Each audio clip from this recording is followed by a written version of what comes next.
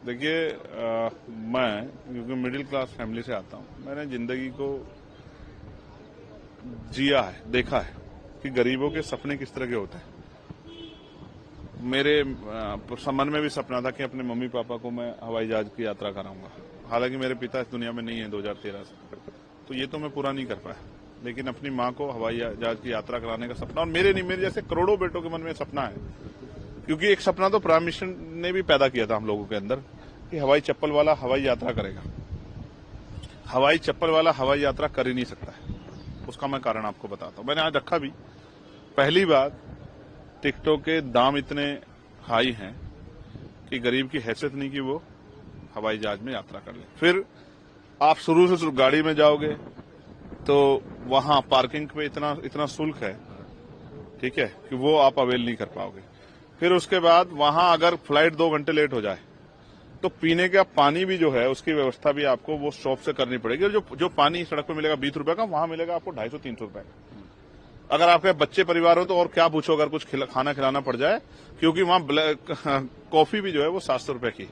ऐसा वहीं जाकर एहसास होता है कि हम हवाई जहाज का सफर करने आए हैं, क्योंकि वहां के जो प्राइस है वो वाकई में हवाई है, आसमान की छू रहे हैं। वो पहले एयरपोर्ट पे हो जाता है। हाँ, तो वहीं जाके ऐसा होता है। और उसमें भी मैंने जैसा आपको कहा, जैसे आपको उन्होंने मंत्री जी ने कहा कि अगर पहले आप टिकट करा लेंगे तो आप ये सोचे जो कोई प्राइवेट जॉब करते हैं या जो कोई जिस तरह का जिनका बजट का उन्होंने एक शेड्यूल बनाया हुआ है, वो आने और जाने का उनको आइडिया नहीं है कि कब छुट्टी मिलेगी। इस बीच में अगर उनको छुट्टी मिली और वो करा लें तो 2 गुना 4 गुना 10 गुना बेहतर दाम। ये कोई रेलवे थोड़ा, ये बस है कि भाई ये 60 सीटर है लेकिन इसमें 125 आदमी बैठ गए हैं, इसलिए किराया महंगा कर दिया है, या और कुछ बात है, या इसमें जो है वजन ज्यादा हो गया है। हमने तो पिक्चर देखी अक्षय कुमार की, सिर्फ उसमें उसने वो चलाता रहा जब तक लगा रहा कि जब तक जो है वो बहुत सस्ता प्लेन ना कर दे। मैंने मंत्री का उन्हीं से सीख लो कि भाई किस तरह से जो सस्ते प्लेन चलाए जाए। तो बहुत सारी चीजें जो हैं जिनके कारण गरीब आदमी हवाई जहाज की यात्रा नहीं कर पा रहा। मैं मीटिंगों में जाता हूँ, रेलियों पूछता हूँ लोगों से, हवाई जहाज की यात्रा की है, तो वो ऐसा उनको लगता है कि हम उनकी मजाक उड़ा रहे हैं। लेकिन सच ये है कि मैं उनको एहसास कराता हूँ कि आपके सपने होने चाहिए, और वो सपने अगर ये सरकार नहीं पूरा करेगी तो जब हम पे अवसर होगा हम पूरे करेंगे। मैंने आज कहा है उसमें कि अगर आपसे नहीं हो पाएगा तो हम करेंगे। मेरे क्षेत्र में एयरपोर्ट बनना चाहिए नगीना में, मैंने मांग उठाई। तो स्पीकर साहब ने कहा कि भाई ये उठाते रहो, आप कोशिश करो, कभी ना कभी तो बनेगा। तो मैंने कहा इनसे नहीं बनेगा तो हम बनाएंगे जब हमें अवसर मिलेंगे।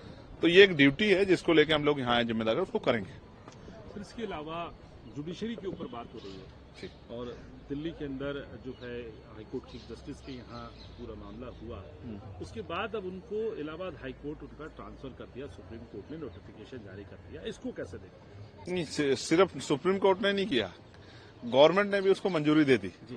आप ये समझिए, आपने इंग्लिश में जुडिशरी कहा, मैं इसको हिंदी में कहता हूं न्यायपालिका। इस शब्द से ही ना विश्वास पैदा होता है, हिम्मत पैदा होती है कि अपराध करने वाला कितना ही ताकतवर क्यों ना हो, लेकिन वहां जो जज बैठे हैं वो जब न्याय की कलम उठाएंगे तो उस ताकतवर व्यक्ति को एहसास हो जाएगा कि इस देश में कानून व्यवस्था है, इस देश में न्यायपालिका, और इससे बड़े नहीं हो सकते आप। लेकिन जब न्यायपालिका पे सवाल खड़े हो जाए और उन जजों पे, ऑनरेबल जजों पे, जिन जजों के ऊपर न्याय की जिम्मेदारी है, उन पे सवाल खड़े हो जाएं और जांच भी पूरी ना हो, उससे पहले उसको जो एप्लीकेशन को परमिट कर देना, तो मैं समझता हूं वहां की बार काउंसिल ने भी इसका विरोध किया। हम लगातार सरकार से मांग उठाते रहे कि पश्चिम में, मेरठ में जो है हाईकोर्ट बेंच बननी चाहिए।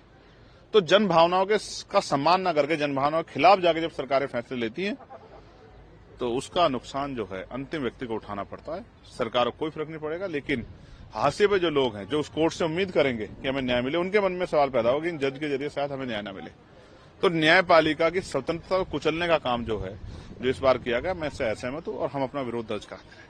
सर, इसके अलावा प्रधानमंत्री ने कहा कि जो ईडी है वो देश से लूटा गया पैसा है, लोगों ने जो लूटा है वो वापस आ रहा है, हजारों करोड़ रुपए ईडी ने उनसे रिकवर करें, और जिनसे लूटे गए थे उन्हें मिले हैं। और अपनी फॉरेन पॉलिसी के अंदर नेशन फर्स्ट, राष्ट्र प्रथम की भावना है हमारी फॉरेन पॉलिसी की भी उन्होंने तारीफ की। देखिए, मैं इस बात से सहमत हूं कि राष्ट्र प्रथम होना चाहिए। शायद केंद्र सरकार की भावना ये नहीं है। वो उनके बड़े बड़े नेता कहते हैं कि हमारे लिए पार्टी प्रथम है, मेरे लिए राष्ट्र प्रथम है, क्योंकि मैं डॉक्टर बाबा साहब अम्बेडकर को मानता हूं। उन्होंने कहा था हम प्रथम और अंत्य भारतीय हैं, तो क्यों हम उनके विचारों पर चलने वाले। तो मैं इस बात से एग्री हूं कि नेशन फर्स्ट है, लेकिन क्या नेशन फर्स्ट सिर्फ जो है चंद पूंजीपतियों से हो जाएगा? या नेशन फर्स्ट जो है, चंद जो है राजनीतिक लोग हैं उनसे हो जाएगा। आप जिन लोगों के ऊपर प्राइम मिनिस्टर ने आरोप लगाए कि इन पे 70,000 करोड़ घोटाला है, अगले दिन वो जो है आपके साथ आके सरकार में शामिल हुए, उनसे पैसा कब वापस लाओगे प्रधानमंत्री जी? आपने तो काले धन की बात की थी। और कितने ऐसे लोग हैं विपक्ष के जिनको छोड़ के सत्ता पक्ष के ऐसे कितने लोग हैं जिनके ऊपर ईडी का छापा पड़ा हो और वो पैसे उनसे आए हो? या क्या सब अब विपक्षी पूरा भ्रष्टाचारी हो गया? मैं आपको स्पष्ट तौर पर कहना चाहता हूं, वो कौन सी स्कीम है जिसका आपने जिक्र किया कि वो जिनसे लूटे गए थे उनको लौटा दी गई? ऐसी कौन सी स्कीम है? मुझे तो ऐसी कोई स्कीम देखने को नहीं मिल रही है कि जिसमें जिनसे पैसा लूटा गया तो उनको लौटा दिया गया हो।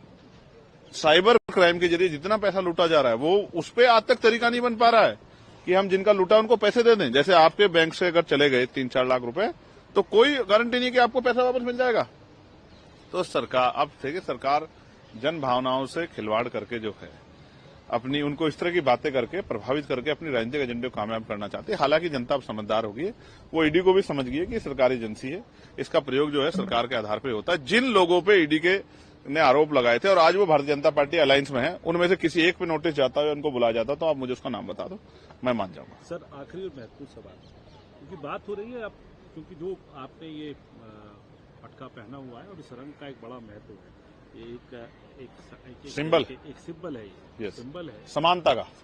उसी सिंबल को लेके मायावती जी भी चलती हैं और उसी के तौर पे जो उनके स्टेटमेंट्स आ रही हैं उनको कैसे देखते हैं? आपको समाजवादी पार्टी को घेर रही हैं और उनके पूरे जो अब राजनीतिक सफर है उसको कैसे देखते हैं, जो आज मौजूदा राजनीतिक